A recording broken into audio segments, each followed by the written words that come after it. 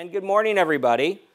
I'm seeing everybody pop in our little chat bars. And so what we can see right now are 3 up and slides ready. So thank you, everybody, for joining us this morning.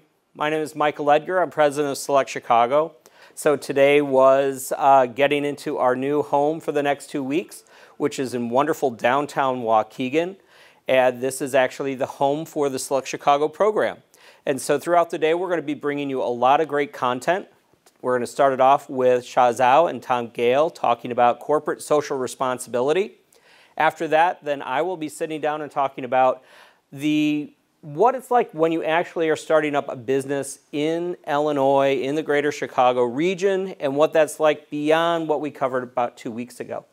After that, we're going to have Elke and Ginta come back, and they're going to really talk about supply chain interruptions. And we'll finish the day with Consulate General of Uruguay talking about companies that want to come to the Chicagoland area, but also opportunities in Uruguay.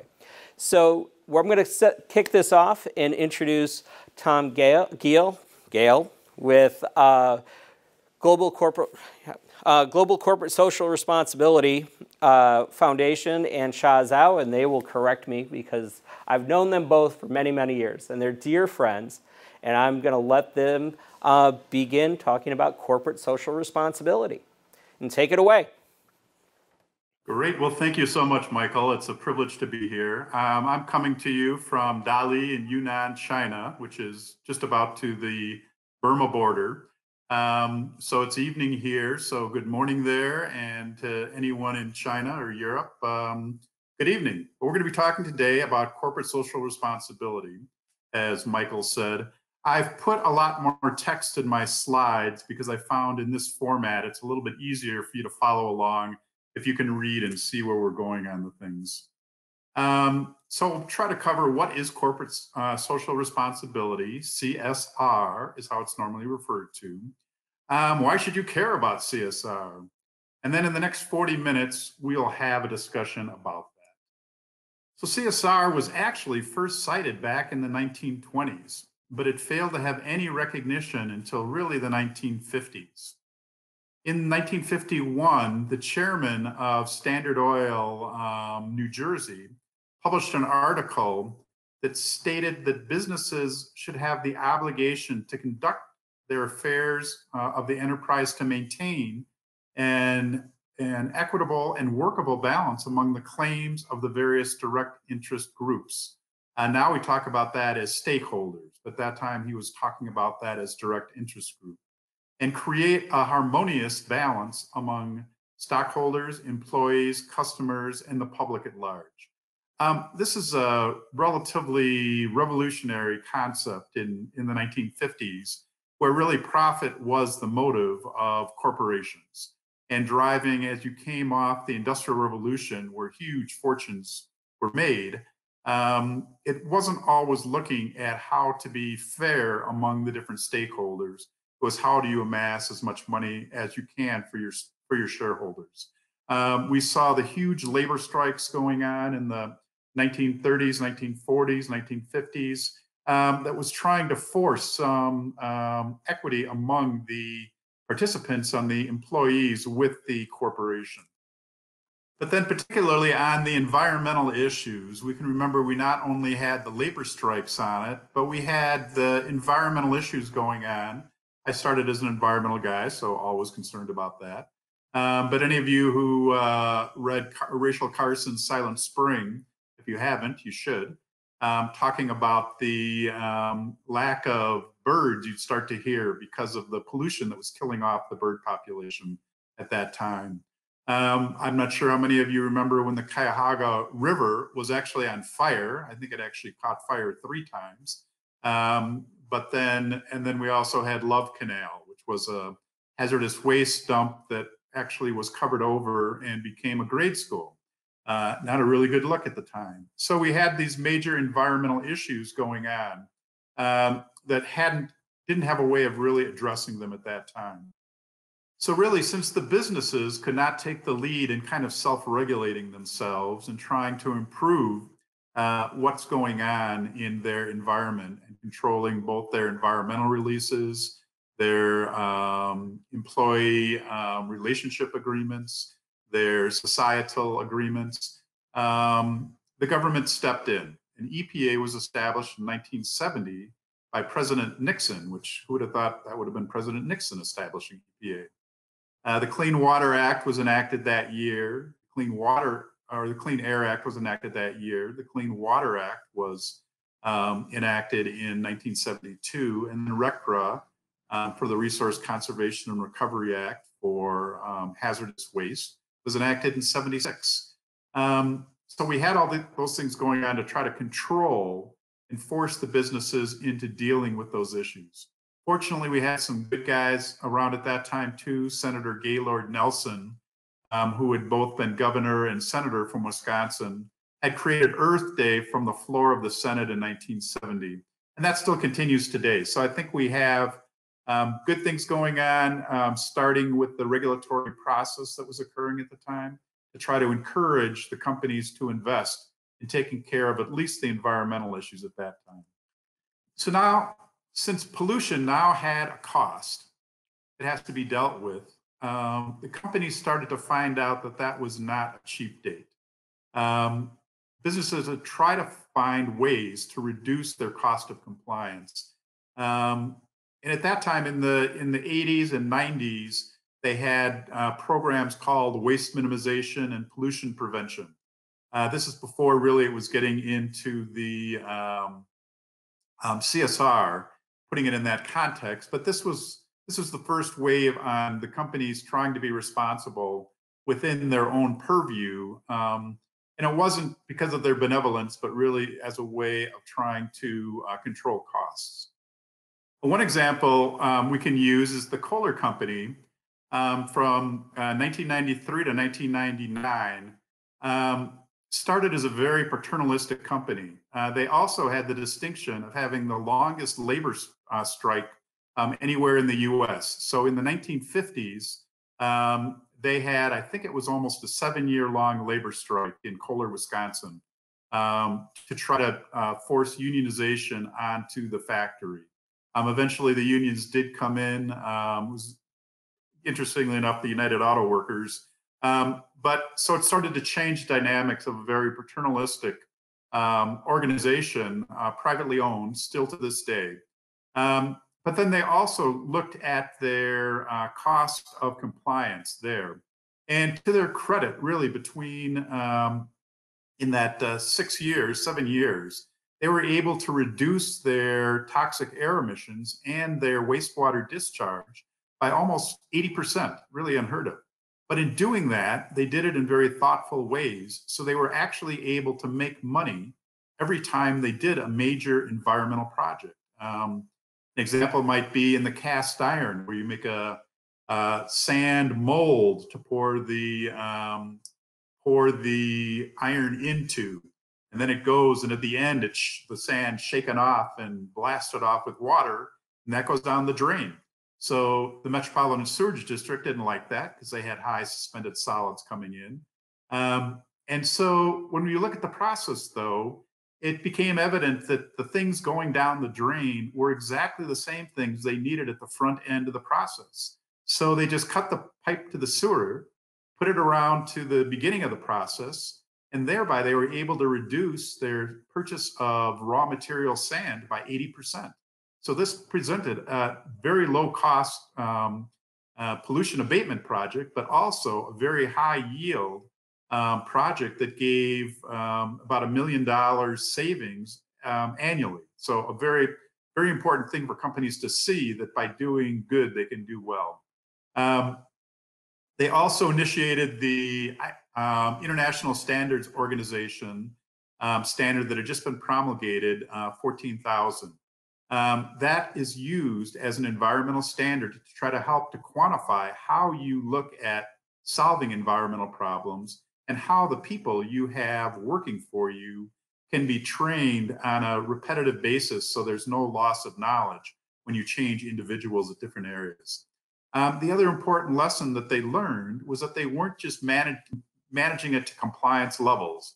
to say I could legally release this many tons of air pollutants a year, but they were looking at how do I manage to manufacturing excellence so I can come in and try to make the most effective manufacturing process to be able to achieve our objective of turning raw material into final product.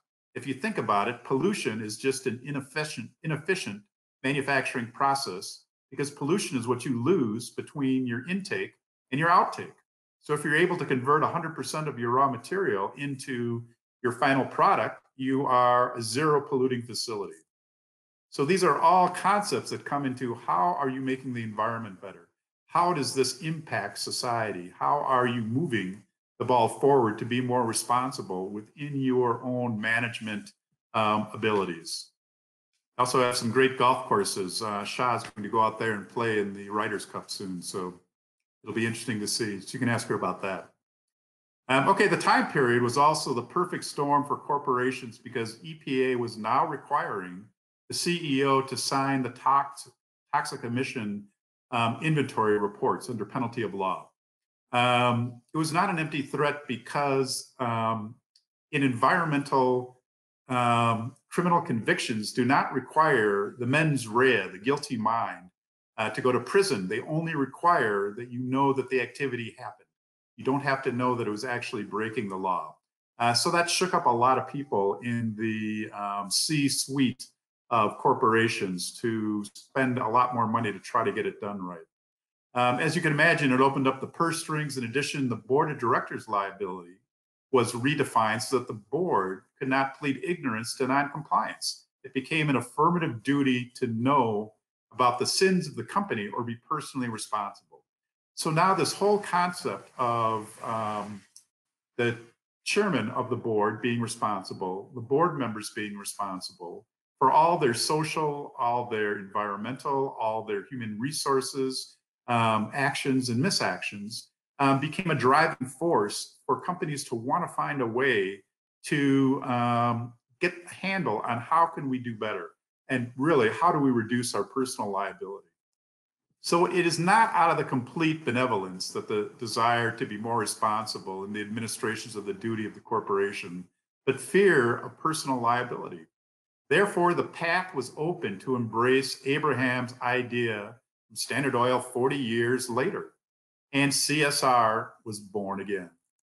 There's a very good article in Forbes magazine this year by Scott Armayax. So I wanted to use that for you to kind of codify what the thinking is on CSRs, because there's not definition of CSR. So that's why people have a hard time completely articulating it. But Scott said that corporate social responsibility is a private business, self-regulating framework that helps an organization be socially accountable to its customers, employees, shareholders, and the public, essentially in the area of economic, legal, ethical, philanthropic duties and responsibility. The definition has extended to include the environment in terms of waste and pollution reduction in their supply chain, and socio-educational and given programs such as community volunteering, social responsible business practices, cause promotion and activism, cause-related marketing, corporate and social marketing, and corporate philanthropy. So here is, I think, a pretty good definition capturing all the different areas that CSR touches on, and how, if you can codify all these different factors, you have much better control over your company and reduce your liabilities considerably. And really, that's, being an executive in many companies, that is what drives behavior very much, is how do you reduce the liability of the corporation? How do you reduce your personal liability? So these are important metrics to know what drives behavior. So one thing, you can increase economic value and quality of innovation. So these are some of the things that can spring out of the CSR well. According to the research findings, CSR performance is statistically significant in economic value and quantity of innovation. One result suggests that one standard deviation increase in CSR score leads to an increase in the economic value of innovation of about 10% of a sample mean. So that means you can have, by increasing your CSR performance just slightly, you're substantially enhancing the ability within the company to be more creative, to encourage your employees to be more creative. And this is what modern businesses need to survive and grow in this world economy. So the next thing is lowering financing costs. Innovation also lowers financing costs. In 2013, a little bit old, but 38% of the US patents were pledged as collateral to raise debt financing, which contributed to the financing or innovation or approximately 20% of R&D expenses. Quality and value of patent contribute to the less severe financing constraints as companies are able to raise more debt and allocate more to R&D. This is reinforced based on statistical models that show high CSR performance increase innovation by reducing financing constraints. Essentially, when combined with valuable patents, CSR relaxes debt financing from banks more easily because the lower firm-specific risk in obtaining external financing at lower capital costs. So this is basically saying that you've got more money to do more things within your company. The cost of capital is very, very important within a corporation to see how you can drive your profit and also where you can afford to do investments in the different areas. And again, without the R&D going on, your company's growth should be relatively flat, and you will be, the competition going on again on the international stage will pretty soon eat your lunch, in my experience. So this goes with the governmental entities also to try to encourage R&D and increasing the breadth of the business within their geographic domain. So again, I know there are many good financing programs by governmental units to try to help encourage that, but this all plays together on how we can try to invest more in our companies to build our local economies to a much higher level. Competitive differentiation. CSR is a distinctive market differentiator. Consumers are attracted to companies who are committed to corporate social responsibility. Keeping all things constant, customers are more likely to choose a company with a higher CSR performance that aligns with their core values and preferences. CSR enhances the reputations and credibility of a firm and deepens customer loyalty and trust. High-performance CSR companies attract more loyal customers who are less price elastic.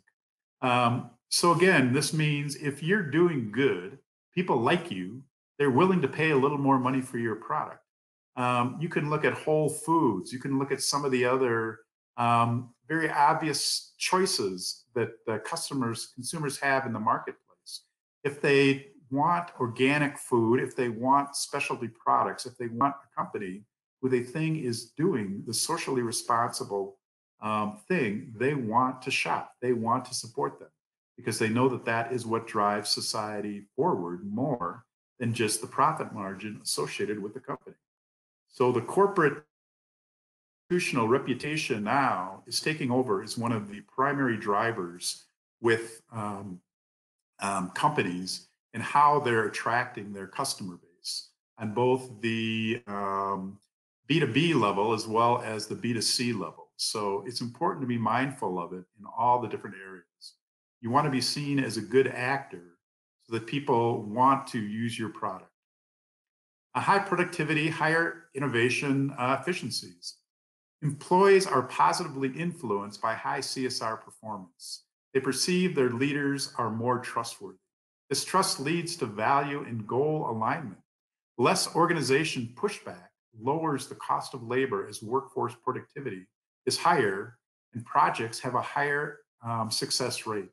This in turn promotes high quality innovation that is produced more efficiently.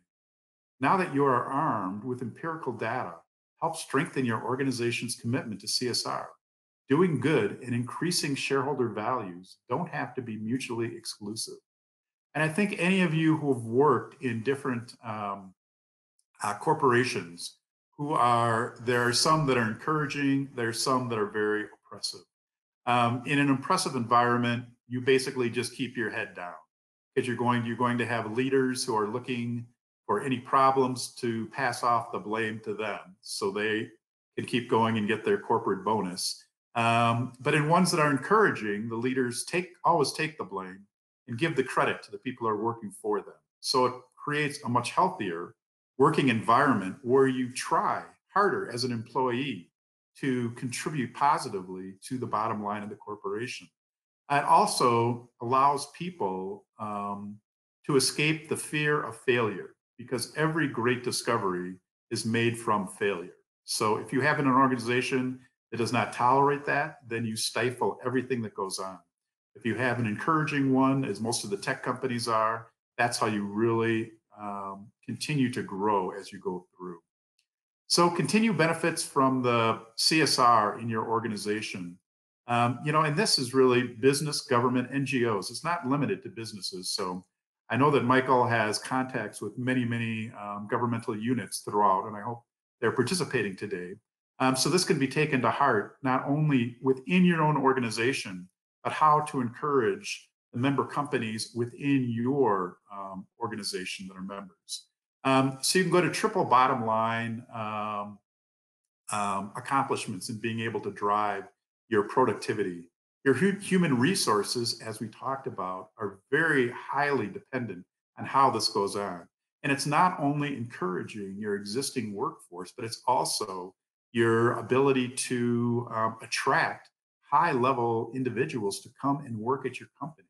The millennials really don't care about a lot of the things that the previous generation cared about. So you have to have something. They want to work for people they like, basically. They don't care as much about the money. They don't care as much about a lot of the other things that drove behavior in previous generations. So this is something to be mindful of as we're looking at graduating recruitment opportunities. The better we're able to demonstrate to them that we have the social commitment to be able to do these things will be a great attraction to them as they go forward. I speak this because I have two daughters in their 30s and one in their 20s. So I know what I speak of when they look at what they're looking at.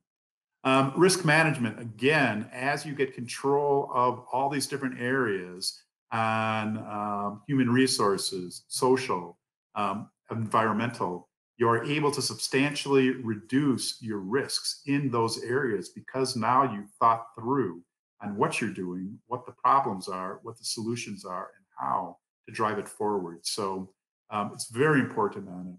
The brand differentiation, as we talked before, again, gives you that competitive edge to be able to be out there and show why your product is better than another product. CSR is an excellent way of doing it. It aligns with the majority of people preferences. It aligns with the majority of businesses, consumers preferences because they now have to report their supply chain. And so now they need to go back and when they're audited, be able to demonstrate how their supply chain is feeding them and what level of CSR that company has, because it will be reflected in their auditable score.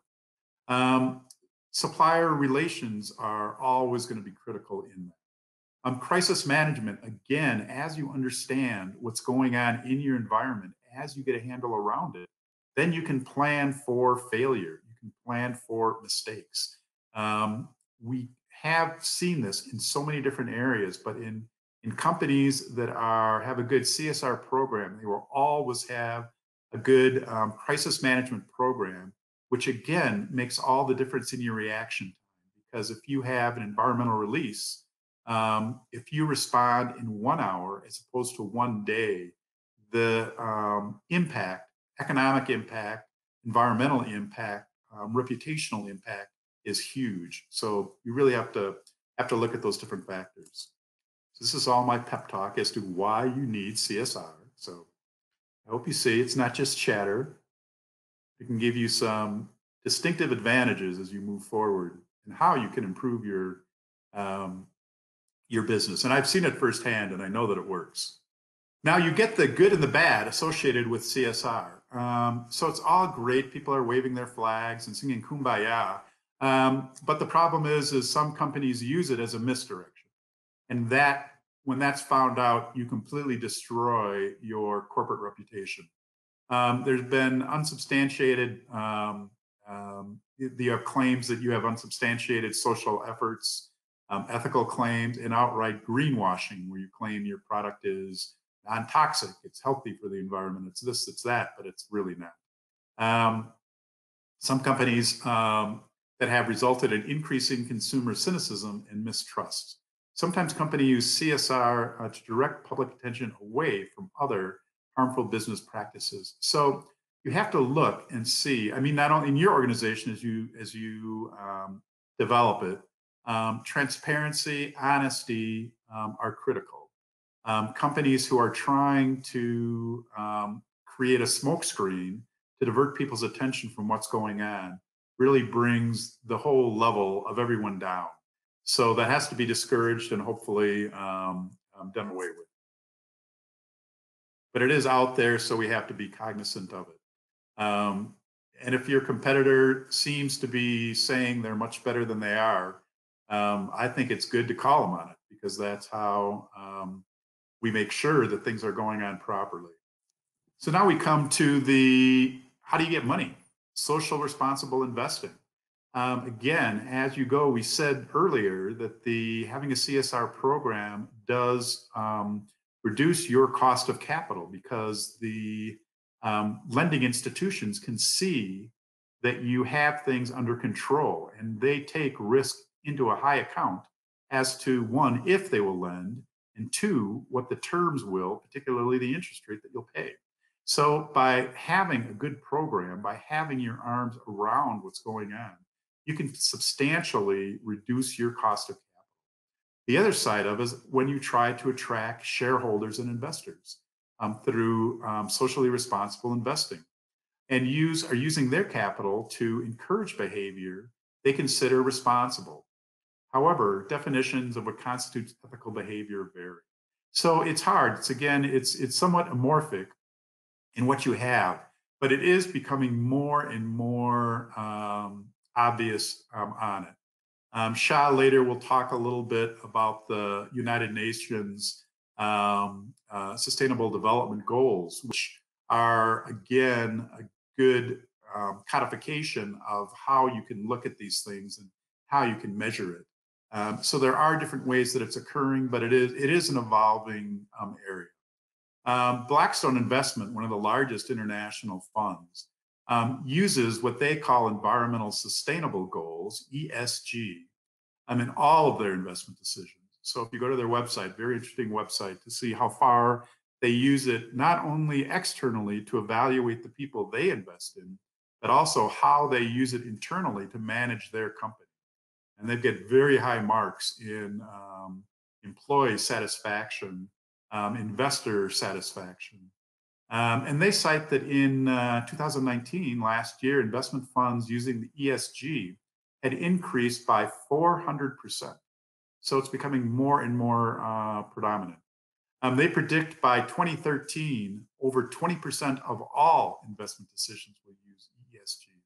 So again, if you are a public company looking to have your stock more highly valued, this is a way you can do it. I mean, your profit and loss are obviously critical, but this is also one of the ways that you can increase your equity in your firm. For private companies, as you're looking for individual investors, this is one of the metrics they're using to be able to evaluate whether they want to invest in your company or not. Again, this is all a risk-based analysis to be able to see how they're going to value your company and what they're willing to invest in or not. Shah and I both have our contact information also, so if you need more, you can call her, or you can call both of us. Public policies, again, since we have our government relation people here, Some national government promotes social and environmental responsible corporate practices. The highlighted role of government in CSR has facilitated the development of numerous CSR programs and policy. Various European governments have pushed companies to develop sustainable corporate practices. CSR critics such as Robert Reich, I think it actually is interesting to listen to, though a little wild at times, argues that government should set the agenda for social responsibility with laws and regulations that describe how to conduct business responsibly. I think that goes too far because then it obviously completely contradicts the voluntary nature of it. I think we have enough laws and regulations out there that we should be self-governing to prevent that. So that's an important thing to move forward in trying to be able to do that. So again, what is expected is that we start with a voluntary program, and because it has a lot of hopeful natures in it and people aren't embracing it quite quickly enough, then the government feels they need to step in and try to mandate it, which I have obviously mixed feelings about. 1995 was one of the first times when the country had a 2% of annual book profit contribute to the social and environmental development of the company. This isn't, to me, a CSR. This is another tax. So I think it should be called what it is. But the Danish Parliament adopted a bill making it mandatory for the 1,100 largest Danish companies, investors in state-owned companies, to include CSR information in their financial reports, becoming effective January 1st of 2009. Quite honestly, any listed company right now has a CSR section, or almost all have CSR sections in their annual report. If they don't, it's a very glaring omission on it. And it is becoming more and more important on their most Dow Jones companies ended up putting it in years ago, but most companies are trying to come onto it now. The NASDAQ, I know it's, I think all the Fortune 500 companies always have a very substantial CSR period in it. In 2014, India enacted a mandatory minimum CSR spending law. Any company having net worth of 500 kroners or more, a turnover of 1,000 kroner in profits, must spend 2% of their net profits on CSR activity. So again, this is a little different way of doing it, where it's saying, based on your size, we want to see a certain level of investment within your company. This again, I think, is preferential to just being a tax. And so there may be, this may be one way that it develops. The only mandatory CSR law in the world so far was passed by the Indian Parliament, and the law requires that all businesses establish a CSR committee to oversee their spending. So now they've gone not only that you have to have some money, but you have to have a specific 3-person committee which will oversee that and will be responsible to the government to file a report on what the specific activities are. So again, it creates additional work there. So the CSR and U.S. corporation update. According to the CSR Journal, the millennial generation worldwide helped propel brands towards social responsibility. Many millennials want to conduct businesses with companies and trademarks that employ pro-social themes, sustainable manufacturing processes, etc. And again, I've seen this when you see Allbird shoes, which has a commitment to using recyclable materials, have a percentage of their profits go to social program, and then all of a sudden the shoes fly off the shelf, even though they might not be superior to another shoe.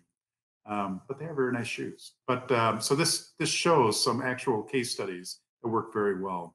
Nielsen's Holding published an annual Global Corporate Sustainability Report in 2017, concentrating on global responsibility as well as sustainability.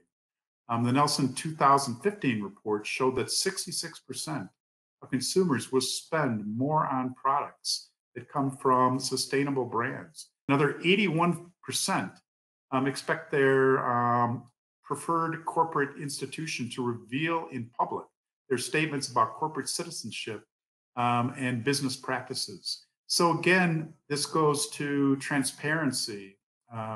So you have the credibility and trust of your consumers, and that drives their behavior to be able to support you, even if your price point might be slightly above your competitor. So in conclusion, we believe it's not only possible to do good while doing well, but really in this day and age, it's imperative. So I hope this has been some help to you. If Michael can arrange it, we can have some questions and answers. Yes. Much. Great. So what are some common missteps when businesses first implement corporate social responsibility? I think that the hardest thing is to define the goals that they want to achieve.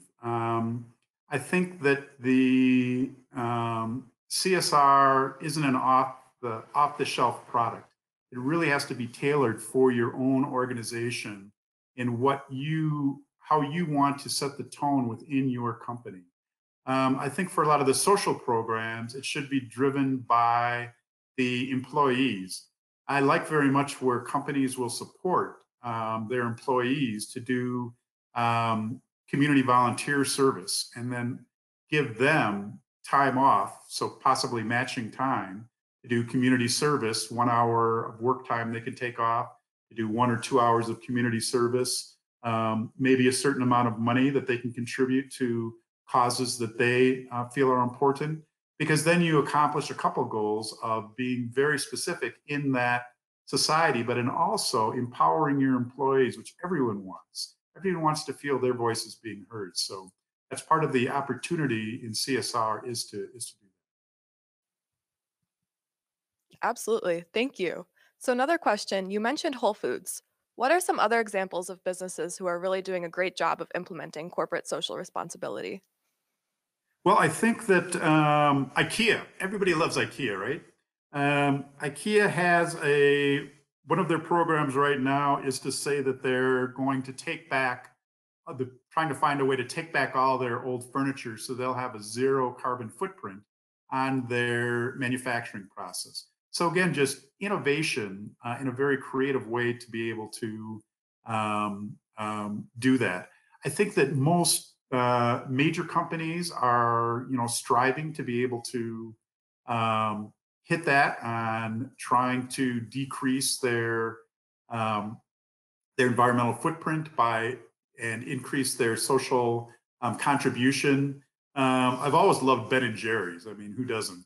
For just personal eating habits, but also to admire as a corporation, where they've set limits between the guy who mops the floor and the CEO can only be a certain ratio between the two.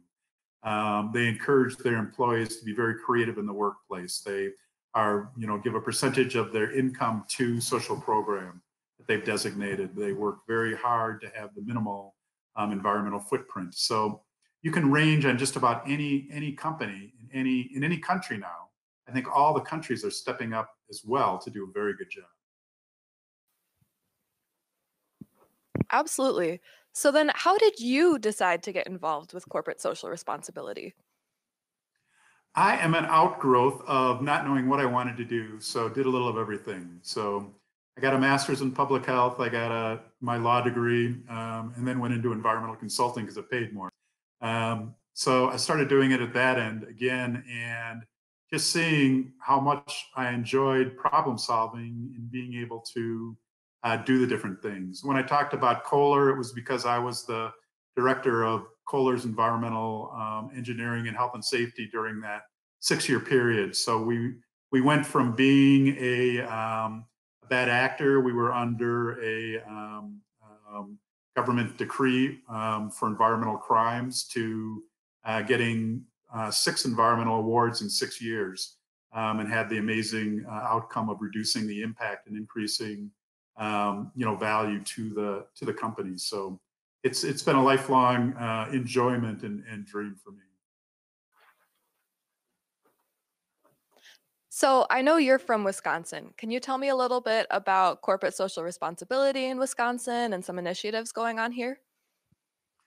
Sure. Wisconsin was very, very early in the game, I think. Again, in the 90s, I worked with the DNR extensively in talking about new programs, new ways to look at things.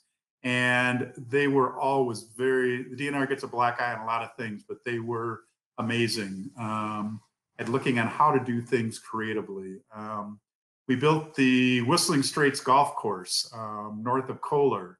And Gloria McCutcheon, the director of Northeast DNR office, actually came and said that she would come and ride on the bulldozers to give approvals to do it, which is unheard of in Wisconsin. But the golf architect, Pete Dye, didn't know how to make plans. So he'd hit a golf ball and decide, oh, we need to move this here, this there. But very proactive in being able to work with it. Worked with them on the wet water, wetland regulations, where Wisconsin had lost wetlands every year until the DNR reformed the wetland regulations and then started to enhance their wetland registry every year, including this year.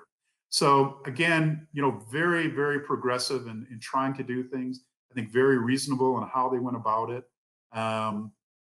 Very supportive of businesses, I thought at that time.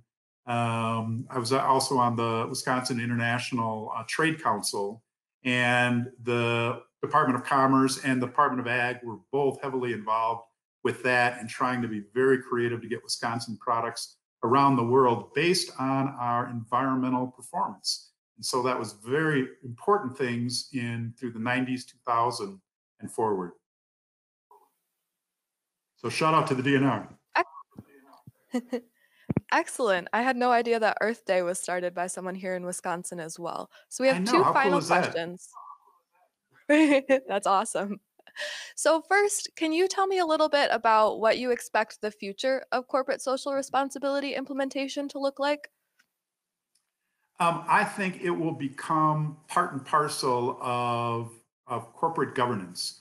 I've been fortunate enough to be, as an attorney, I've also worked as general counsel and CEO of some companies, and you need to have those tools to help to understand what your risks are and how to put them in proper perspective and how to, not only control them on an ongoing forward, but very, very important, how to do the crisis management associated with it. That is critical to me on a responsible company to be able to have thought those things through so they can immediately act. They can respond to the community. They can be transparent in what's going on. Hiding behind corporate walls cannot exist anymore. Hiding behind corporate bureaucracy cannot exist anymore. You need to have clearly defined, transparent programs which your customers can see, your shareholders can see, the government can see, to give people a comfort level that you're doing the right thing. Definitely. So one final question from our audience. Are there best practices or ideas that municipalities can implement to ensure their communities benefit if awarding financial incentives to corporations? Well, I think, again, we mentioned briefly the UN goals that have been established. And I think that is a nice codified framework to be able to work within. So you can use that as a template to put against the businesses to create a scorecard to be able to do that. Otherwise, there are many. CIRRUS is another very good organization that has a CSR scorecard, started more as an environmental scorecard. But there are many excellent ways to do it. So I think, again, you want to, as a government entity, you want to be transparent. You want to tell your businesses how you're going to score them, what you're looking for, because businesses basically don't care what they have to perform to. They just want to know what the yardstick is. So it is incumbent on the government entity to have very clearly articulated guidelines in what they want to see, why they want to see them, and then put it out there so everybody can see it. So the businesses can take it and say, okay, I can do this or I can't do this. But then the local citizens can look at it and say, okay, I see this guy's doing this well, this guy's doing this well, and then have a discussion between all the stakeholders to be able to make the decisions. Again, this needs to be an area where you have stakeholder involvement at every level to be able to make this a better society, a better business, a better government. Absolutely. Thank you so much. My pleasure. So now we're going to go over to Shaw. Okay. Well, then I think it's very much in order to introduce myself for the audience. Good morning, good afternoon, good evening, everyone. Depends on where you are. I almost feel like we're in the Truman Show. My name is Sha, and I'm speaking to you from the national capital, Washington, D.C. In fact, I'm about 10 blocks east of the White House, the room where everything is happening right now. So we shall see in the next 3 weeks. It's a very privilege to speak to all of you today. Thanks, Michael, for organizing this amazing event. Michael and his team, including his son, Thomas, did tremendous work to make this new platform, Click Meeting, work for all the presenters. And we did testing, we ran our slides just to ensure everything carried on smoothly. So thank you so much for top of the game presentation experiences for all of us. As Michael pointed out, we are old friends, dates back to our Select USA Summit in Washington, D.C. Now that I have seen both sides, I would see honestly that Select Chicago is a more exciting, more intimate forum for us to have this discussion. I would also like to extend a warm thank you to my partner, Thomas. Thomas is my go-to guide for CSR and beyond. He is an integral part of the Global CSR Foundation. We rely upon his wisdom and his years of experiences in guiding us and pointing us to the right direction. So it's always a pleasure to collaborate. Last time, Thomas and I spoke to young audiences, to children aged 9 to 15, who are curious of how their life can relate to the UN SDGs, the 17 Development Goals. And Thomas did an amazing job to get them inspired and choose their sweet spot in the 17 goals and pledge their action plan to how they can help improve those goals. That was a very heartening moment for me. But this time we're speaking to a more mature audience, and Thomas again did an amazing job for this very comprehensive overview of the history of CSR, how they are used in businesses today, and why are they important going forward. I would say that although we mutually agree that he should go first and I'll go second, but now I'm faced this mission impossible to follow him. So hopefully I will do a fair job as the next speaker. Okay, so we will start out this segment of today's presentation on CSR relating to COVID-19. I think Thomas is a better speaker to give you the more high-level overview of what has happened since March in the U.S.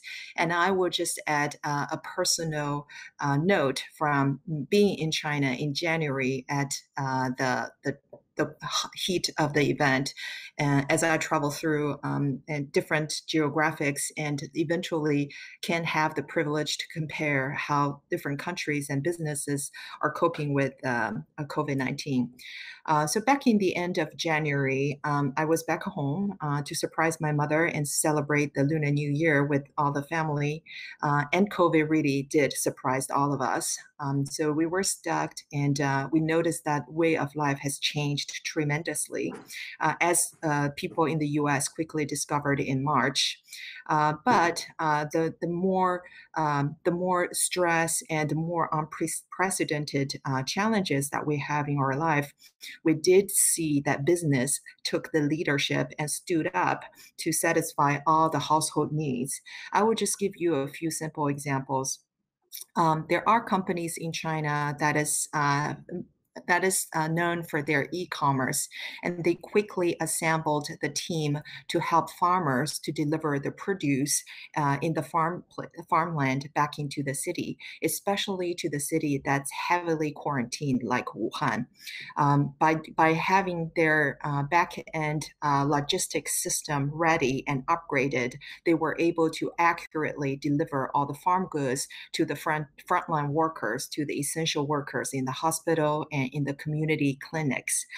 So that helped to reduce lots of the stress when people can no longer go into the grocery store. And many companies, as you see later on, also in the US, they quickly innovated their manufacture line to produce the PPEs. A lot of the companies that you would never dream that they can have the capability and the know-how to do PPE, they actually taught themselves quickly and to get all of their employees back into the factory in time, of course, with all the safety measures in place to restart the production. And that really helped to meet the demands of the day. And you can also see that a lot of P2P lending companies reduced their interest rate just to help people overcome the difficulty.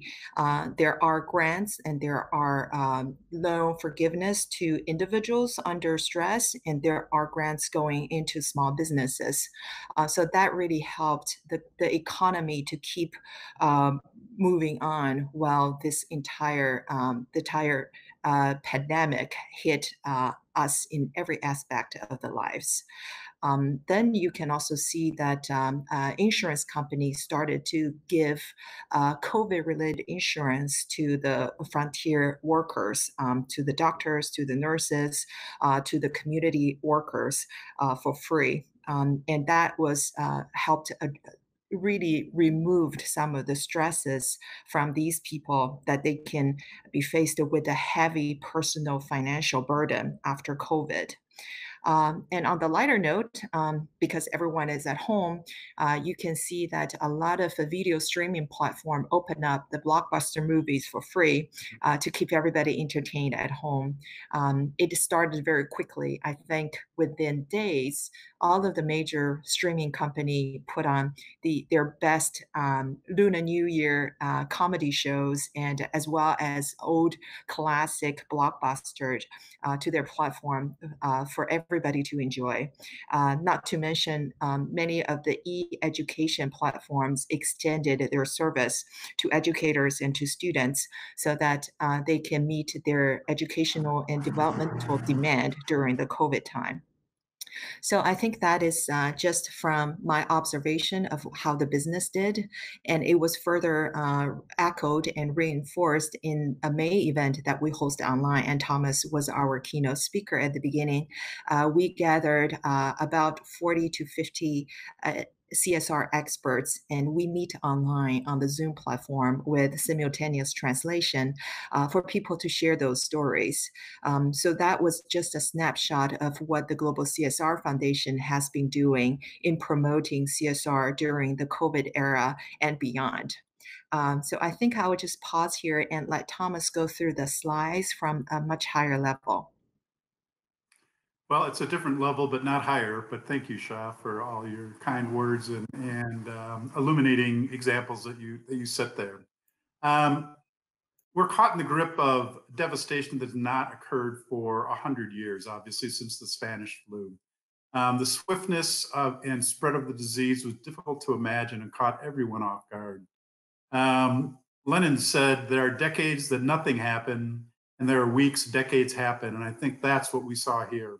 I think people could not believe the severity and the swiftness that the disease spread through the population. And then it just continued and continued until we had to go into shutdown and try to control things that way. But now it's imperative to open our businesses in society, but must do it in a safe and protective way. And I can tell you, I've been in China during this 9 months, and it can and it did happen here, that by getting the disease under control, by having people be cognizant of stopping the spread of the disease, by having very effective any trace contact systems in place, just made it very, very useful to be able to control the disease. And once it's controlled, and to stop the outbreaks as they occur. And we can do that too in the US. We will do that in the US. I can tell you, as we talked before, I was in occupational health consulting for many years.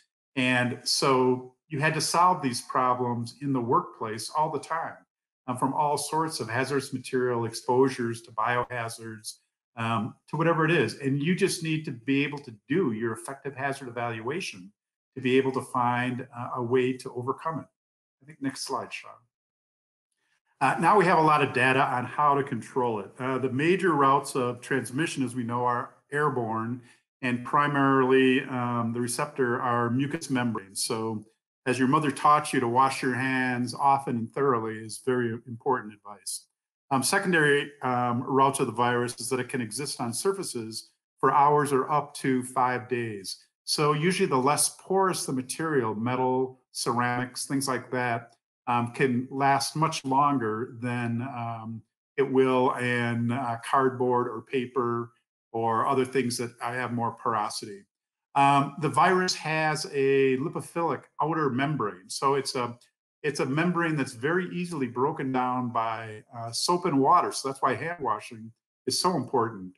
But also alcohol, bleach, and other disinfectants, when come in contact with it, will break that outer membrane and kill the virus. So again, though, you need to learn how to properly apply it. You know, a lot of times you don't just use the bleach and disinfectants to spray on, but you have to let it stay there, and that's what will actually kill the virus. You can also destroy the virus through ozone, O3, and ultraviolet light, particularly the UVC rays. So you can see, so if you're in a plant where you need to, or office where you need to have certain disinfection areas, then you can actually set that up to be able to help to assure the greatest protection for your employees.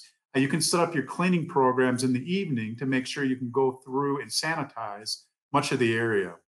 An infected individual will usually have an elevated body temperature. So in Europe and China, they generally set up pretty much mass temperature taking stations before you go into any public building. You'll have your temperature taken, and that will help to determine if somebody who may have contracted the illness is there. So you can do that in your workplace. You can do that in your government buildings. You can do it, you know, in the variety of places. Though many are asymptomatic, so can still spread the disease. So we still need to be careful. Next slide, please. Armed with this information, we can fairly easily design protective methodologies to work and interact safely.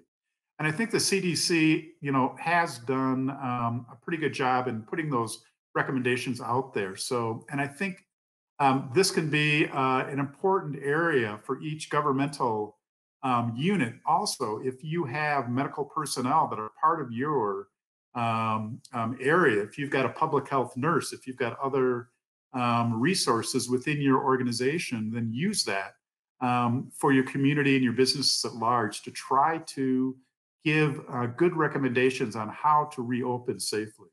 Okay, next slide. Next slide. Forbes did an interview with Emily Miller, CEO of Ethos, who made some very good recommendations. First, she said, focus on your company and find the safest way for employees to continue their work. So whether that's from working at home, whether that's working in some reduced environment in the workplace where you only have 25% of the workers in, where you have masks worn by everybody to be able to prevent the transmission. There are numerous ways now that we know how you can contract it, how you can prevent it. Next, you continue to enhance your communication so that all employees know the game plan and reduce their fear. Again, I think this is very important. The communication is imperative. People live in fear of what they don't know. They're not as frightened about what they do know, no matter what it is. Once your own company is stable, then look to your partners to see if you can assist them. And ask these questions. Can we shift to anyone in need? So if you have a way of helping another company within your community or your supply chain, look if you can do that, because these are hard times and we should be helping one another. Do our products hold any special ability to fight the pandemic? Can we expand those products or talents? As Shah said, there were many companies who pivoted to be able to meet the challenge of what's going on.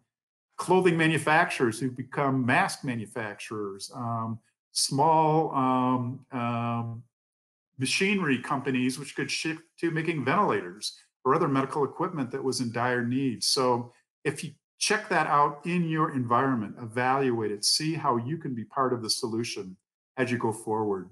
If we have excess capacity in the workplace, can we pivot to fill that need? So if you have extra workers, instead of laying them off, are there other companies, other partners, other community members who could use that extra workforce to be able to help supplement what they're doing? So be creative, be proactive. Don't be competitive at this point in the game. Also very important, can you be the wind in the back of the public officials? It's a very, very difficult time for the public officials. They're being criticized by everybody, and they need your support because they're trying as hard as they can to be able to make things better. So it's a two-way street. They're trying to help the businesses, so the businesses need to show full support for them. Next slide. Is this environment, in this environment, save time and deal honestly? So it's not time for games playing. It's time for transparency and to put your cards on the table. This cuts through all the bureaucracy, all the competitive issues that are out there. To survive and to grow in a time like this, we don't try to use this as an advantage against people. We lay down our defenses and try to find the way we can commonly come together. We want to collaborate, not negotiate. This is critical. In normal business environment, you obviously have to be fighting to get the advantage. You have to try to be the most effective negotiator. That's not what we need now. We need collaboration. Work together to find the sub bono, the greater good. Co-create a clear path with partners and set timetables, goals, and deliverables. Things don't happen without goals and deliverables and a time that they must be accomplished. So platitudes are no good. So work with your co-conspirators out there. Find a way to achieve some meaningful goals and then go for it together. Communicate on all levels, government, business, employees. If you're an employee, communicate your fear. If you're an employee, communicate your plan to keep people safe. If you're a government agency, communicate what you're doing to keep the society safe overall. Measure and manage the work together. One of the best adage that I use is you can't manage what you can't measure. So set identifiable goals as we talked about. Set the timelines to reach those and go and get them. Next slide. Businesses will be remembered for their response during COVID-19 and beyond. Being on the right side of history will pay long-term benefit. This is enhancing your reputation now and for years and years to come. Operating responsibly and as a moral compass will be remembered.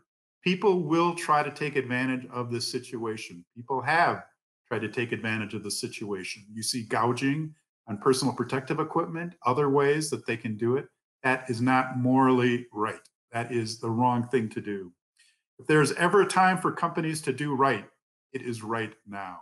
So those are the only words I have for you. I hope that's helpful in some small way. If there are any additional comments from Shah, who's much wiser than I am, or any comments or questions from the field, we'd be happy to address them. I have nothing further to add, but I believe Cassandra has her questions. Yeah, we do have a few more questions for you. So how many people have you seen this create opportunities for to move toward corporate social responsibility? I'm sorry, how many people? Yes, like businesses, individuals. Everybody. Businesses are the greatest ones embracing it now because really on the corporate level, you need to have it. It really isn't a luxury anymore. It's a necessity. I also have the luxury of having a wonderful daughter at PricewaterhouseCoopers who does environmental auditing. She's busy all the time. even through this entire pandemic. So the major companies, if they have to file an annual report, they want to get it right. And they're, like I say, they are spending a lot of time and money and resources to be able to do this properly. So I see it from my perspective. I see it from her perspective. Shah sees it from her perspective in dealing with the people from our group. So it's widespread. Individuals can use it. I think corporate social responsibility is a little bit of a misnomer. I think corporate should be individual social responsibility, because if every individual is socially responsible, it rolls up into the corporation, and we don't worry about the corporation then. If the CEO is personally socially responsible and uses that as part of the policies to drive their company, then it's we don't need the corporate. Corporations are legal people in the legal terms, so it's nice that they have those ethics. But I hope the corporation legal people don't have more ethics than we do as human beings. So I hope we can catch up with one another. Absolutely. So I know you mentioned businesses taking advantage. And of course, Jeff Bezos has made a ton of money during COVID, where, there are millions who have been laid off. How can businesses implement CSR and communicate their dedication to CSR without coming off as opportunistic? I think that the communication is essential and necessary on every level. And I think that would never come off as opportunistic. I think opportunistic is when you're price gouging, if you're taking advantage of the situations, if you do a few good things to cover up the many, many bad things you're doing. Those are the opportunistic people out there. But Shah, what do you think? You probably have a better perspective than I. Well, I think as individual and a business, we all have this survival need. It's not opportunistic to take the moment and transform it into your own benefit. I think the smart and the innovative companies can survive better in this economy. And in fact, I think we see more successes with the e-commerce company, which is exhibited in how many more users that's active on their platform and how their stock price goes against the trend of economy. So I would agree to Tom very much that innovation and being smart for the time and the opportunity is what keep a business and their key stakeholders survive and thrive. Thank you both. So, one final question. Should corporate social responsibility post COVID be business led or government led? My opinion is business led. Government, I think, has a role in supporting it and encouraging it, and actually using it to set an example on how businesses should operate as well. So we look to our own house to clean it and put it into good order first, and then we go out. Government regulations have their purpose, but really businesses do better if they try to work towards operational excellence than complying with artificial standards which are applied generically. So I think I don't agree with this administration's rolling back a lot of the regulations. I think they're good to have just to keep people's feet to the fire, but I think people can go much further and do much better on just trying to make their business work as efficiently as possible. Shah, what's your opinion? Again, very much agree with Tom. I think a good CSR is organic CSR. It has to come from within. If it's imposed, then there must be something that's misfit to whatever the business purpose is, or the majority of the employees or the communities that the business has touched. And we have seen examples of how business can be the innovator. But it's important that the government nurture a good environment and condition for business to pursue the CSR strategy as they see fit and set regulations when things could go wrong. Excellent. Thank you both. Thank And now you. on to Shaw's presentation. Great. Well, first of all, let me Thanks, Tom. Again, this is almost mission impossible to follow an eloquent and comprehensive speaker who's been an industry veteran. So I would just start by saying I want to add a concerned millennials perspective, just as Tom's daughter, who is the Chief Sustainability Manager at PwC. I think we share the same generational opinion about this issue. So that's why today I have the courage to come and speak to all of you and following Tom. Okay, can everybody see my slides now? Yes. Terrific. Okay, so this is, first of all, again, a pleasure to be here. My name is Sha. I am the Executive Director of Global CSR Foundation. I'll tell you a little bit more about my organization in a second.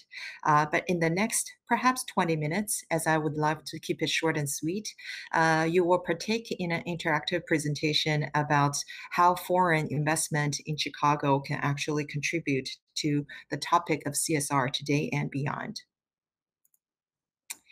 This is the brief agenda. Again, I'll keep things very on time and succinct. We will have a small blurb about what Global CSR Foundation is to justify us being here today and why Chicago is a great city, a second city like no other, and it is a top FDI destination. Then I'll do two quick case studies. One is Rio Tinto, one is Komatsu, and the other is how they apply the CSR principles in the sustainable business. And we will open up for questions. Okay, if you allow me, I will quickly introduce our foundation to you. We are a Chicago-based 501c3 nonprofit organization. As you can tell from the name, we are global in scope and we are CSR dedicated in focus. And we are a nonprofit, as any foundation would qualify for. Under the overarching topic of CSR, we have several committees that's dedicated to sustainability, to education, to women's leadership, to youth leadership, to innovation and culture exchange. Our mission is to empower corporations and organizations, as well as individuals who have a concern in this topic, to participate in the United Nations 2030 Agenda for Sustainable Development. As you can see from the slides, there are 17 symbols that represent one key area that the UN is promoting for all humankind to follow and contribute towards. We at the Global CSR Foundation acting as a strong voice and a partner in raising awareness, sharing best practices, and achieving real changes through our multiple activities. Our most recent effort is the Global CSR Summit that happened in May and another Women's Leadership Summit that happened in September. Again, all of them are online and open to the broad global public. We have a great plan for this Chief Sustainability Officer training for corporations, which is being put on pause because of COVID, but we are likely to restart it in the next year with our partners at the GW Business School and the Harvard. Moving on to the next slide. So I think today is very timely to have this virtual discussion physically happening in Illinois. As you know, and I'm sure that Michael later on will tell you more, Chicago is home to more than 1,800 foreign-based companies, accounting for more than 100 billion in foreign direct investment. So for 6 years in a row, you can see that Chicago, the metropolitan area, leads the US in FDI according to the IBM Global Location Trends report. And I include in here the cover of that report, and I encourage you to look deeper into all of those metrics. Okay, now we move on to the case study. So the first candidate is Rio Tinto. I'm sure all of you have heard of it. The company was founded in 1873. It's a global mining group that focuses on finding, mining, and processing the earthy minerals. Headquartered is in London, UK, and it operates in over 40 countries. In fact, it is the biggest supplier of aluminum to the US. Back in 2018, it opened its commercial office in Chicago for a variety of good reasons, on top of which are the talent base that Chicago offer, and also its long commodity trading history and geographical benefit to be in the center of many of the transportation hubs.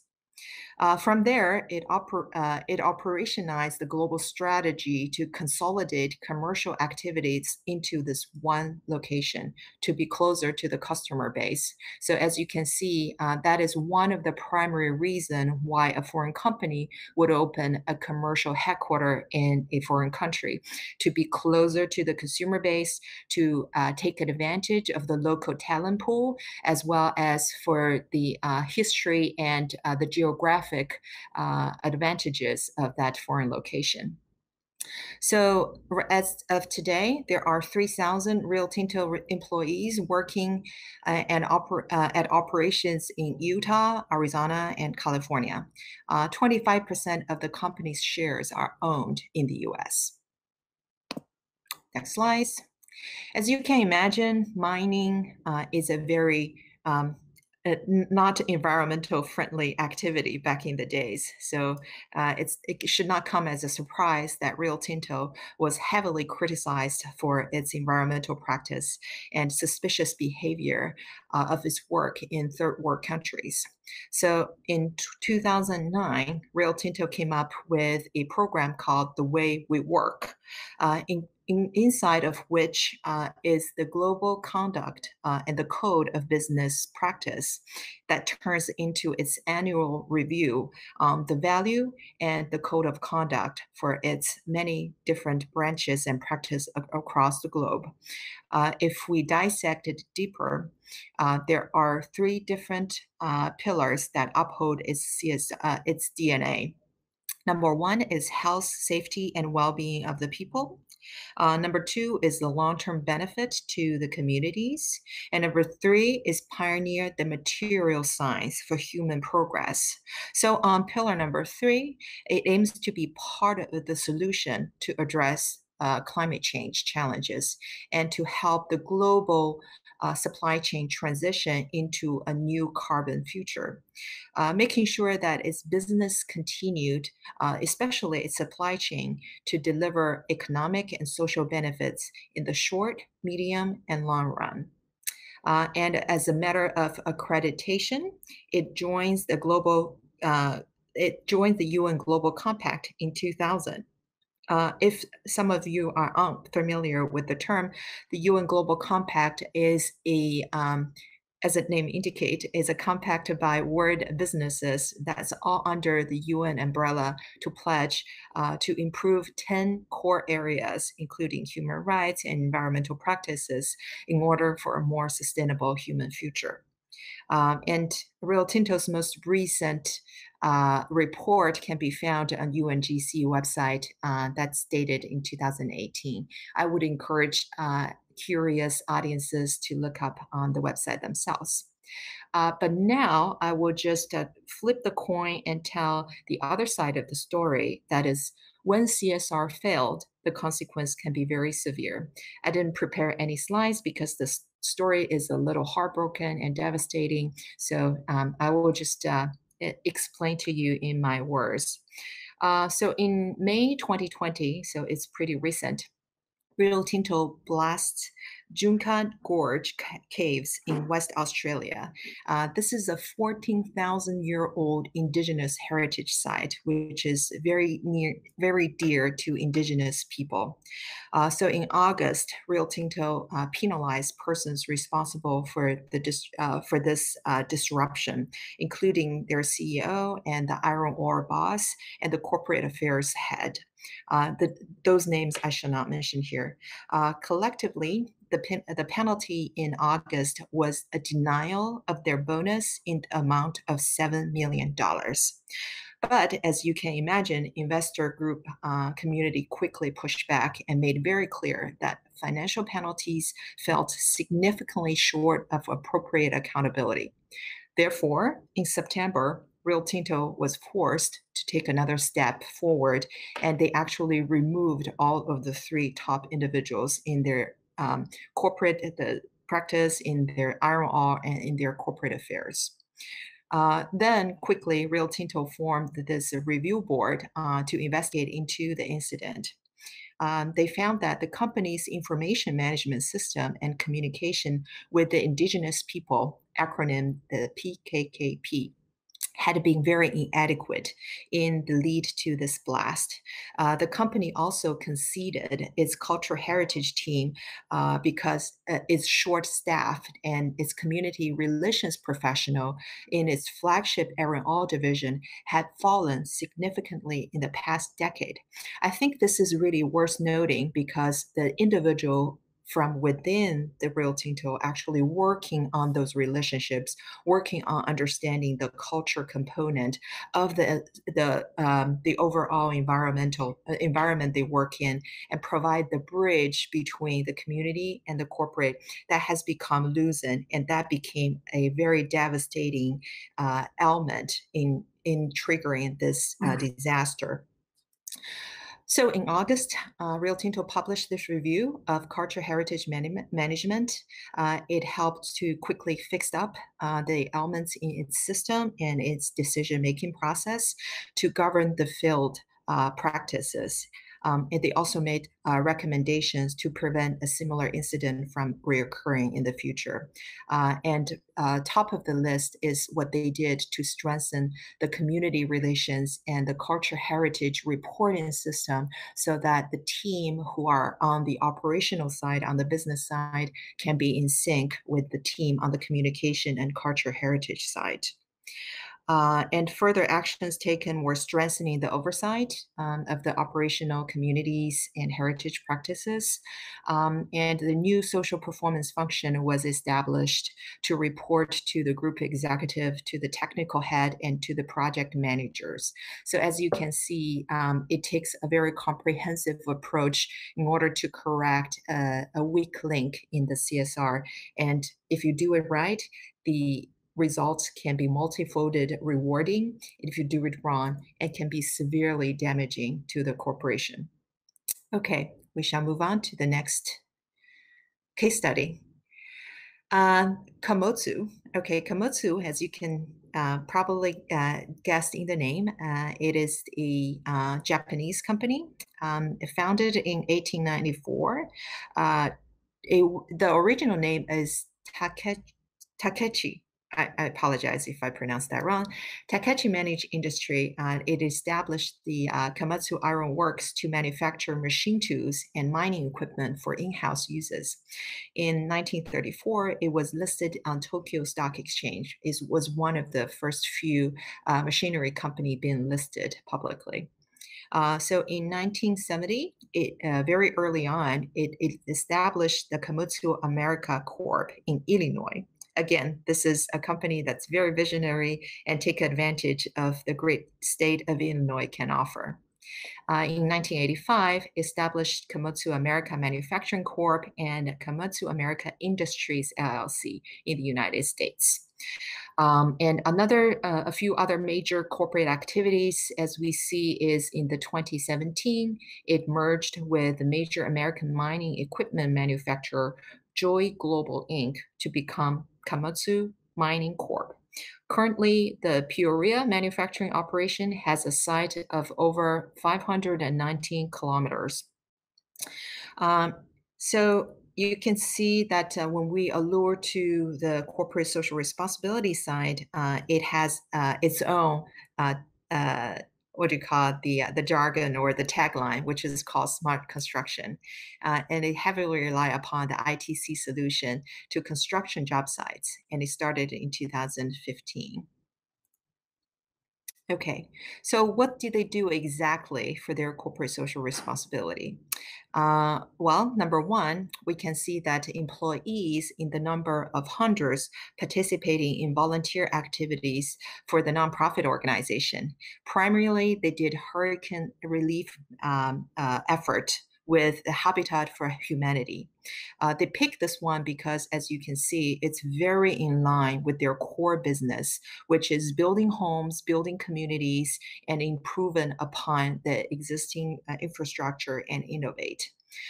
So in their collaboration with Habitat for Humanity, it focused on making tangible difference of the lives of those most affected by the hurricane.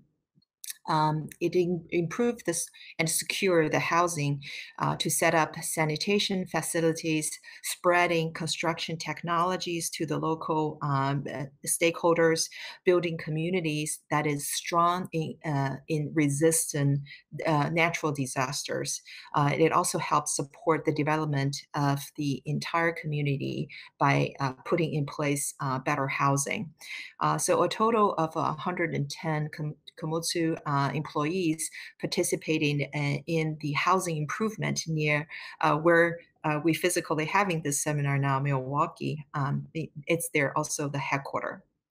Another effort that they did, this time is not in the man hour, but it's in cash donation, is to provide a 250,000 cash donation to the American Red Cross to support hurricane heavy relief effort. Not only because over 1,000 of Komatsu affiliated staff members and families live in the state of Texas that's being heavily affected, Komatsu their products are vital to the recovery and reconstruction in the wake of a natural disaster, very similar to the last housing projects that they did. So their employees contribute dollars, and the head company matched dollar by dollar for all of their donations from the U.S. headquarters as well as 14 subsidiaries. So as you can see, similar to Rio Tinto, it also bandwagoned with many of the key indexes that's being set by the highest authorities in CSR. It published a 2020 annual integrated report, including their annual securities report on financial condition, as well as a very comprehensive ESG data book on their social activities and environmental performances, which are in adherence to the GRI sustainability reporting standard. It was a very eye-opening experience for me when I did this research on their value forward together, the comprehensive data book. So I would highly encourage the audiences who are curious to see how they actually group them into different series and made a very used a very tangible and concrete examples what the company really did in all of the social, environmental, and operational areas. So that can be easily found online. It again joined the Global Compact very early on, and is also a member of the World Business Council on Sustainable Development. On its company website and in its annual integrated report, you always see that they highlight 5 of the SDG areas they pick as top priority. I don't want to spend time talking about the 17 goals because that's easily searchable, and everyone here in the audience is probably very familiar with what they are. What I wanted to say is, as a company, it's worth the effort to keep emphasizing and reiterating the SDGs that you hold the most important to your business and to your community. So that will be everything in my presentation part. A few closing thoughts before we open up for questions, and to Michael, as he will emphasize more on how business can thrive in the great state of Illinois and in the under the Select Chicago program. We are all here talking about sustainable business. So what exactly does the business need to do? You can choose from a variety of different vehicles to achieve your business goals, as well as being perceived as a responsible corporate social actor. So you can either position yourself for social purposes and play a very active role as a promoter in the process of social progress and environmental harmony, or you can introduce the concept and the goals of sustainable development into your business strategy, business operation, and your more important, the business core value creation. And thirdly, you can play an important role in the process of participating in social governance, in social innovation, and solving the major social and environmental problems as your community and your own company that's faced with. Or you can follow the guidelines of the sustainable development to create and innovate new business models and new business formats and social cooperation to promote the process of good business. So with that thought, I open up for questions and for further comments from my partner, Thomas, as well as from the host, Michael. Thank you very much for listening. Great. And thank you, Sha. Thank you, Tom. And I forgot to ask, Tom, where are you phoning in from central China? So I wanted to first ask that question because I was always curious. I'm in beautiful Dali, which is in Yunnan province, which is between Vietnam and Burma, now Myanmar. It's also where the Flying Tigers came during the Second World War, that they came to Yunnan, to Dali and Kunming to deliver supplies and shoot down a bunch of Japanese planes. Maybe some Komatsu plane, I'm not sure. Oh, great. And I think one of the questions I have for CSR is we've been talking about a lot of large companies and how they work with CSR. What about smaller companies? What about companies that are, when does it make sense for companies to embrace CSR? Go ahead, Sha. Okay, thanks, Tom, for your time to me. I think that's a great question, Michael. It's something that we didn't get to mention in our slides. I think it's a very common misnomer that CSR only belongs to the powerful and the wealthy because you have the money, you have the influence to do all those kind of fancy programs under the CSR banner. But to be absolute honest, I think small companies can be an innovator in the CSR realm in the sense that they are more nimble in their decision making, and oftentimes they have younger talent pool. Their staff are more into socially responsible activities. Even if the company is not ready, I think a lot of their staff member may be taking on different projects in their spare time to contribute to the society. So that can be a good, a bottom-up approach for small business to listen to what your staff and your employee is concerned with, and maybe they can reflect also from your customer side because they are the frontier in dealing with your client day to day. By collecting all of the data pieces and understanding their core concerns from both the generation and societal perspectives, the company can come up with a good strategy to outreach. And CSR does not have to be expensive. CSR can be a donation of a human hours.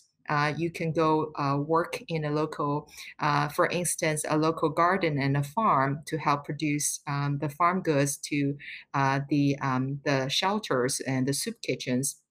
Or you can pick on a cleaning site to have your.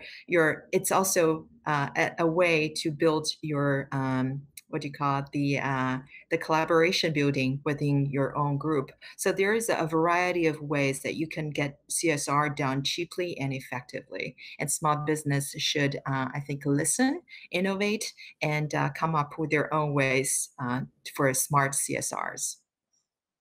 And I completely agree with. And I think that. Yeah, go ahead, Tom. CSR is very scalable. So it is not an intrusion into a small business. They basically have to do the things anyways. This is just quantifying it in a way that they can really manage their business much more effectively and be able to be transparent to their customers and to the government, which will give them a great advantage. So if you are a little bakery and you employ 8 people, 10 people, CSR is perfect for them. You want to go back, you want to see who your supply chain is. Do your customers want organic-based materials? Do they want, no growth hormone modification materials? You can use this as an advantage to build your business, and it's really as Shah said, very inexpensive.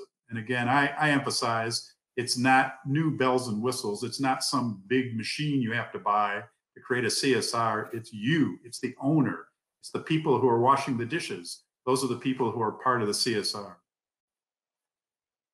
Yeah, and and some of this goes back 20, 25 years, where in my day job, my wife and I have an architecture practice. And so LEED came out 25 years ago. And a lot of the sustainability principles that are being talked about with CSR is kind of that next step beyond that, and dovetailing in both green environmental technologies and sustainability, and then getting into the entire chain for the company. And I think the question that I have, or more the concern that I have, is within a company, where does the CSR officer sit? Because sometimes that could be in the accounting place because you're adding up hours and costs. Sometimes it's in the marketing department because it's working on your narrative to promote what you are doing as part of CSR. So I'm going to ask you on both of you, your opinions on where that person should sit, and honestly, at what size of a company does it really afford you somebody to be able to come in at that salary to be able to do that function? Again, Shah, take it away. Well, I may have a more positive and more idealistic view on this question. It's a good question. I don't believe that a small company should be bothered by hiring someone with a attractive salary and package for them to become the designated CSR person. Again, to a few points that we raised earlier, I think organically there can be a CSR steward within the company. Those people who go out to do volunteering work, those people who teach local schools, those people who help cleaning up industrial site, I think they can be very much be qualified to help grow the CSR from within, and they can pass on their beliefs to a lot of different groups. For a smaller company that does not have the budget and the bandwidth to hire a designated CSR person, I would encourage them to look within first, and so that they can help to nurture this person's idea to pivot a lot of resources towards their activities and grow from an internal core group that can help to push the ideas forward. Tom? Yeah, absolutely. And I think that you need to have a person, Michael. So you can't have, there will be a number of people who will be doing activities in the CSR range, but there needs to be one go-to responsible person. In a small company, under 50 employees, that could be the CEO. It should be the CEO, because those companies need to be led from the top. And that will bring everything in on it. As you grow larger and you have the ability to spread it out, I'd keep it still in the C-suite. As you go along, there'll be a vice president who have some of the operational responsibilities. They will be the designated hitter to be able to handle those things and need to be responsible for it. As Shah said, it's a great development tool. If you want to see people get excited, then you find the people who understand the need for this and want the personal growth to be able to do it. And they will be glad to spend extra hours to learn, go to the conferences to get some information about it. And that really will help to build the organization organically and internally, which is where it should be. Great. You've got to be a pretty major company before you need to hire somebody outside as qualified as Shah to be able to run everything. But then you'd have to pay a big salary, so that'd be difficult. Yeah, paying Shah the big bucks. I know we're all looking forward Exactly. to being able to bring her on to do that. And Hey, honestly, that's the next unfair. question, what? Repeat That's that, Shah? unfair. Absolutely. You cannot pick on Good. me. Absolutely.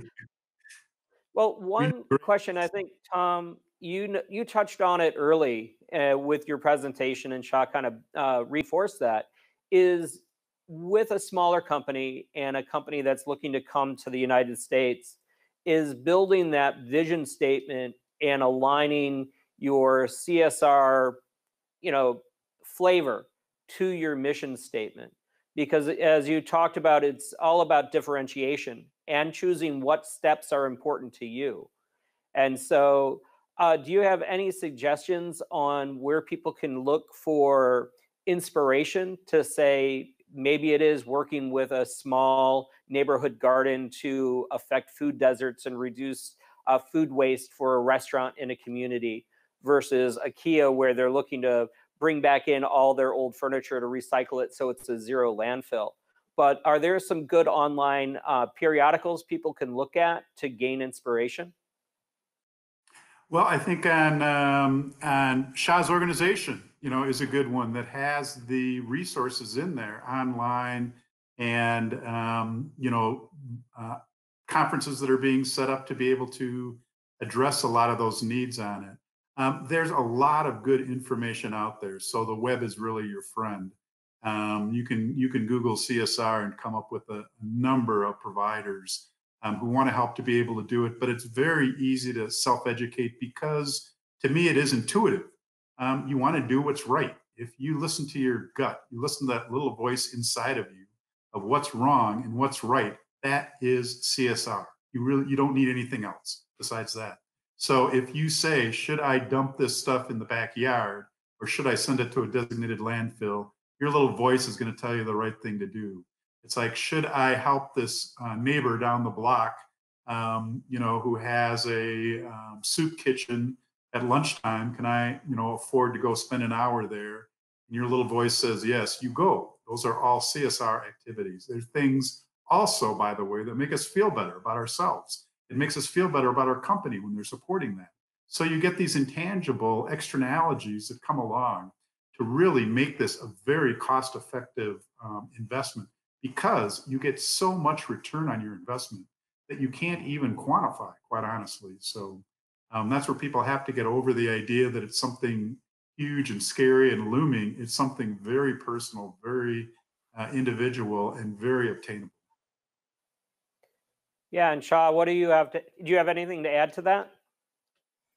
No, I think Tom and I are easily in agreement, and thanks for his shout out to the Global CSR Foundation. We do try to assemble more case studies and more CSR theories and resources for people to easily access them all. But again, the wild web is a huge resource and the treasure trove for a lot of people to dig deeper into the CSR. I would encourage people to pick a few of the companies that you truly like, and such as IKEA and Ben & Jerry that Thomas mentioned. For me, I would look into Nike and to Apple, to a lot of whatever product that you've been using. Look at the brand of your PC, the brand of your phone, and look up their annual CSR report, and you will learn a lot from those. There are cross-sectoral similarities that you can tell from their CSR logic, philosophy, and practices, but there are also very sectoral specific CSR elements. I think the more we read, the more we follow the newest practices that the other company has done, the more educated we are becoming in this topic. And I absolutely agree with wonderful. Shah. I'd go a little bit further, though, to say, don't look just at the big, look at the little. Look at the people in your community. Look at the people in your business sector. And when I was at Kohler, we would benchmark off of whoever was the best and the brightest in the industry. And then you call them, talk to them, set up a field trip, go to their facility, look at what they're doing, look at how they're doing it, look at how they keep their records. People love to share. People love to talk about themselves and their programs. So you can draw a circle.